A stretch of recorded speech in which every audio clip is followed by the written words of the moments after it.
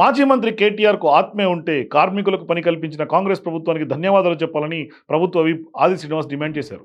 మంగళవారం ఆయన మీడియాతో మాట్లాడుతూ కేటీఆర్ 10 ఏళ్లు మంత్రిగా ఉన్న ఏం లాభం, సిరిసిల్లకు నూలు డీపును తీసుకురాలేకపోయాడు, కార్మికులను కూడా ఆదుకోలేకపోయాడని తీవ్రస్థాయిలో విమర్శించారు.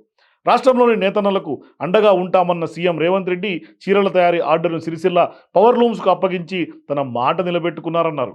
మొదటి దశలో 4.6 కోట్ల మీటర్ల చీరల తయారీకి ఆర్డర్ ఇచ్చిందని, దాంతో నేతన్నలకు 8 నెలల పాటు పని దొరుకుతుందని పేర్కొన్నారు. ఆర్డర్లోని 95% పనులు సిరిసిల్లలో 20,000 పవర్ లూమ్స్కే ప్రభుత్వం ఇచ్చిందని, కమిషన్లకు కకృతుపడి బతుకమ్మ చీరలు కిలోల చొప్పున సూరత్ నుంచి గత ప్రభుత్వం తీసుకొచ్చిందని విమర్శించారు. బతుకమ్మ చీరలు సూరత్ నుంచి తెచ్చామని కేటీఆర్ స్వయంగా అసెంబ్లీలో ఒప్పుకున్న విషయాన్ని కూడా గుర్తు చేశారు. కాంగ్రెస్ సర్కార్ స్వయం సహాయక మహిళలకు నాణ్యమైన చీరలు ఇవ్వబోతుందని స్పష్టం చేశారు. సిరిసిల్ల ప్రజలకు చర్మంతో చెప్పులు కుట్టించినా తప్పులేదని కేటీఆర్ గప్పాలు కొట్టినా కేటీఆర్ వల్ల సిరిసిల్లలో ఒక్క కార్మికుడి జీవితం కూడా మారలేదని ఆరోపించారు.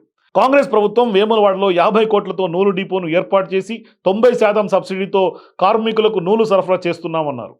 గత ప్రభుత్వం బతుకమ్మ చీరలకు సంబంధించి 222 కోట్ల బకాయిలను కాంగ్రెస్ ప్రభుత్వం కార్మికులకు చెల్లించిందన్నారు. కనీసం సిరిసిల్ల మున్సిపల్ ఆఫీస్ విద్యుత్ బకాయిలు కూడా గత ప్రభుత్వం చెల్లించలేకపోయిందని విమర్శించారు. రేషన్ కార్డుల జారీ నిరంతరంగా కొనసాగుతుందని, ఈ విషయంలో ఎవరు ఆందోళన చెందొద్దని విప్ శ్రీనివాస్ పేర్కొన్నారు.